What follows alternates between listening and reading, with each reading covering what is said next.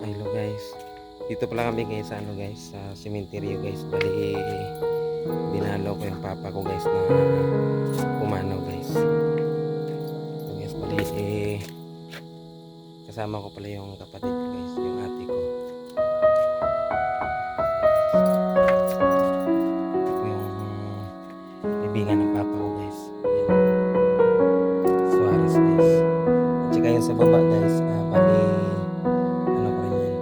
Bali ate ko rin yun na namatay.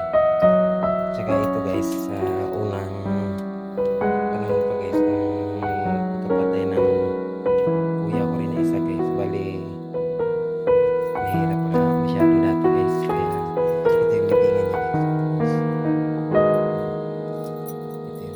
Ito yung tinatayuan ko guys.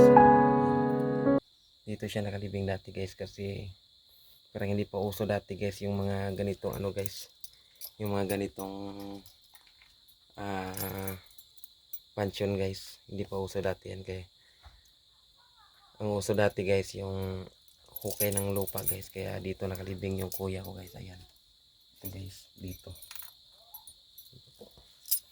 Yung ngayon guys, namatay yung papa ko guys, bali bago pa lang, ilang taon pa lang, isang taon pa lang mahigit. Kaya dito siya nakaano guys, nakalibing. Sige yung ate ko guys, yan.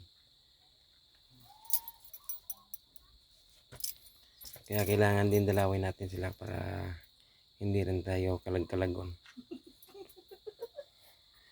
Di ba guys? Kalag-kalag. Well, siyempre guys, para hindi tayo kalag-kalagon, Hindi tayo multuhin. dalawin natin sila. Kahit sa isang buwan, isang bisis, okay na yan. Para hindi rin sila magtampo guys. Kasi mahirap guys pag magtampo sila guys. Kalag-kalagin tayo. Kung sa English guys, yung multuhin ba? Kung sa English. Maraming salamat guys. Maraming salamat guys. Abangan yung sunod ko na video guys. Hindi na sa pansyon guys. Iwan ko lang kung saan.